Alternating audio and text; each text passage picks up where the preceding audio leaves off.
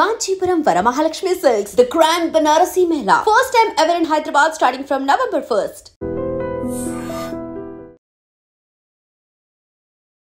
Welcome to iDreams media. ఒక చిన్నపాటి ప్రమాదం ఒక కుటుంబంలో తీవ్ర విషాదాన్ని నిలిపింది.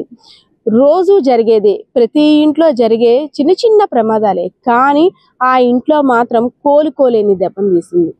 ఉమ్మడి శ్రీకాకుళం జిల్లాకి సంబంధించి చూసుకున్నట్టయితే గురువారం చిల్డ్రన్స్ డే అంటే పిల్లల దినోత్సవం సందర్భంగా ఒక ఇంట నట్టింట సందడిగా తిరగాల్సిన పిల్ల విగత జీవిగా పడి ఉంది.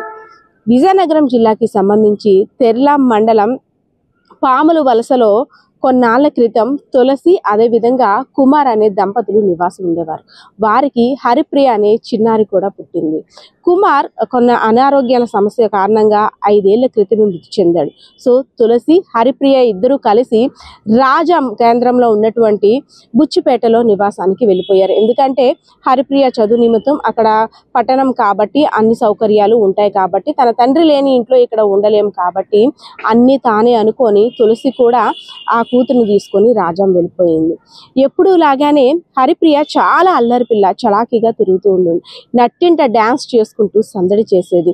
ఆ క్రమంలోనే ఇంట్లో ఆడుతూ పాడుతూ ఉన్న పిల్ల ఒక్కసారిగా పడిపోయింది, కాలు జారి. మనం ప్రతి ఇంట్లో కూడా చిన్నపిల్లలు ఆటలు ఆడుతూ ఉరుకులు పరుగులు చేస్తున్నప్పుడు పడిపోతే ఆ లైట్ తీసుకుంటాం, ఏం దెబ్బలేమ్మా పర్వాలేదు తగ్గిపోద్దని. సేమ్ అలానే జరిగింది. దెబ్బ తగిలిన తర్వాత హరిప్రియ పడిపోయిన తర్వాత చిన్న దెబ్బ అయ్యి ఉంటుందని వాళ్ళ అమ్మ దగ్గరికి వెళ్ళి చూసేసరికి హరిప్రియ అన్కాన్షియస్లోకి వెళ్ళిపోయింది. అంటే స్పృహత కోల్పోయిన బిడ్డను పట్టుకొని రాజాం ఆసుపత్రికి తరలించారు. అప్పటికి హరిప్రియ మృత్యువాత పడినట్టు వైద్యులు కూడా నిర్ధారించారు. ఆ తల్లి ఇంకా ఎవరి కోసం బతకాలి అంటే అభం శుభం తెలియని ఆ పిల్ల నవ్వులకే ఆ చిన్నారి 6వ తరగతి చదువుతున్న హరిప్రియ నృత్యం చూసో లేదంటే అల్లరి చూసో నిజంగా దేవుడికి కన్నెరగా చేశాడేమో, కాలం కన్ను కుట్టుకుందేమో, ఎందుకు ఇలా ఆ పిల్ల మీద పగబట్టిందంటూ కూడా కుటుంబ సభ్యుల రోదనలు అయితే నిన్నంటే. ఎందుకంటే 5 సంవత్సరాల క్రితం కుమార్ని కోల్పోయిన తులసి అన్ని తానే, తల్లి తండ్రి తానే హరిప్రియాని అల్లారు ముద్దుగా పెంచుకుంటుంది. తనకు కూడా 4 నెలల క్రితమే శస్త్రచికిత్స కారణంగా తనకు కూడా మంచాన్ని ఉంది. సో నేను బ్రతుకుతున్నాను అంటే కేవలం నా కుమార్తె కోసమే బ్రతుకుతున్నాను, నా ఆశలన్నీ కూడా నా కుమార్తె మీదే ఉన్నాయి. అలాంటిది బాలల దినోత్సవాన్ని పురస్కరించుకొని ఆట పాటలతో సందడి చేయవలసిన నా కుమార్తె ఇలా చావు మేళాల మధ్య ఉందంటూ కూడా ఆ తల్లి ఏడుస్తున్న తీరు చూస్తుంటే ప్రతి ఒక్కరు కూడా కంటతడి పెట్టాల్సిందే. ఎందుకంటే అసలు సరదాగా ఆటలో పడిపోవడం ఏంటి, దెబ్బ తగలడం ఏంటి, చనిపోవడం ఏంటి, ఇదంతా కూడా ఎక్కడో మూవీస్లో చూస్తుంటాం, లేదంటే అసలు కల్లో కూడా ఇలాంటి దారుణాన్ని ఊహించాం. అలాంటిది పిల్లే తన బ్రతుకుగా ఇంకా పిల్ల మీదే ఇంకా తన హోప్స్ అన్ని పెట్టుకొని ఒక కళాశాలలో కూడా మెస్ సంబంధించి మేనేజ్మెంట్లో వృత్తి నిర్వహిస్తుంది తులసి.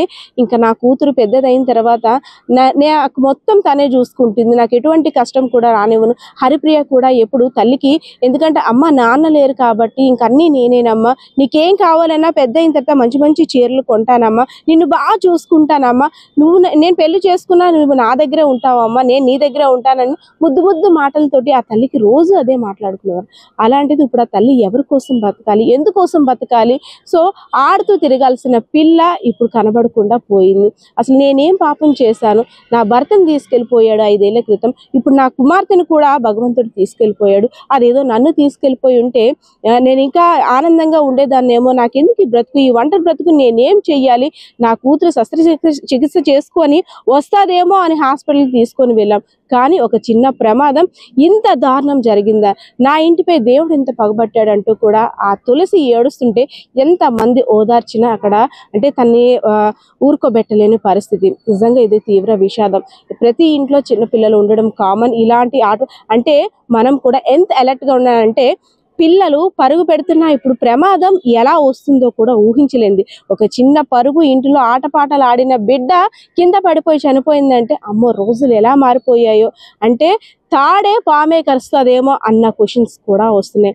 ఇదంతా విన్న తర్వాత ప్రతి ఒక్కరు కూడా అయ్యో ఎంత పని జరిగిపోయింది, అయ్యో ఎందుకు దేవుడు అన్యాయం చేశాడు వాళ్ళ కుటుంబానికి, ఇప్పుడు తులసి ఎవరి కోసం బతకాలి, తులసికి ఇంకా ముందు వెనుక ఎవరున్నారు అంటూ కూడా అయ్యో రామ అంటూ కూడా ప్రతి ఒక్కరు కూడా అక్కడ కన్నీరు పెట్టుకున్న పరిస్థితి. నిజంగా ఈ జరిగిన విషాదాంతం మాత్రం ప్రతి ఒక్కరిని కూడా కలిసివేసిందని చెప్పుకోవచ్చు. కెమెరా పర్సన్ బాలకృష్ణతో Padma, iDreams media, Vizianagaram. And for more videos, please subscribe to iDream. Please subscribe to iDream. Please subscribe iDreams. And please subscribe to iDream. For more videos, subscribe to iDream. please like, share and subscribe to the channel. Congratulations, iDream. Subscribe to iDream. Subscribe to iDream. So subscribe to iDream Media. iDream ki iDream team andarki huge congratulations. Please subscribe iDream Media. Please subscribe to iDream. Subscribe iDream. Please subscribe to iDream.